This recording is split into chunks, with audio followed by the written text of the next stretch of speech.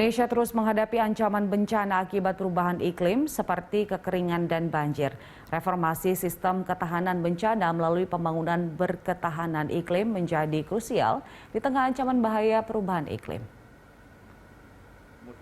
Pembangunan berketahanan iklim merupakan Kebijakan ini mengacu pada kunci utama mengurangi kerugian ekonomi dalam persen PDB akibat bahaya iklim.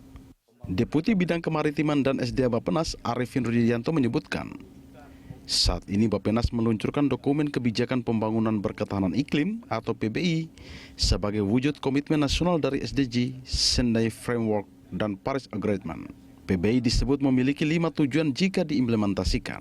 Untuk itu, pemerintah telah menetapkan kebijakan pembangunan berketahanan iklim (PBI) yang merupakan perwujudan komitmen nasional terhadap 3 komitmen global, yaitu Sustainable Development Goals, Sendai Framework, dan Paris Agreement.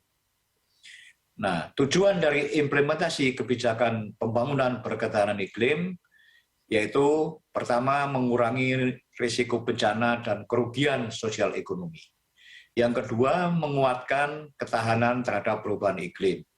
Yang ketiga, meningkatkan kapasitas adaptasi. Dan yang keempat, menurunkan tingkat kerentanannya.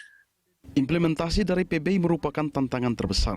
Anggota Komisi 4 DPR RI Yohanes Fransisius Lema menyebutkan, untuk menjalankan PBI dengan baik, pemerintah turut ambil andil mengawasi Pemda hingga korporasi dalam menjalankan pembangunan ke depannya. Secara tekstual kalau saya lihat, ya bagus-bagus saja konsep pembangunan berketahanan iklim ini. Ya, tetapi tantangannya seperti kata Prof. Bambang Brojonegoro tadi adalah pada aspek implementasinya. Seberapa kuat negara dalam tanda petik bisa memaksa pemerintah daerah, kementerian dan lembaga, korporasi untuk memiliki perspektif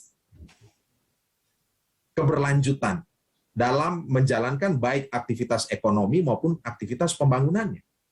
Salah satu komitmen nasional adalah SDG yang berisikan 17 tujuan, di mana 5 diantaranya berkaitan dengan masalah perubahan iklim.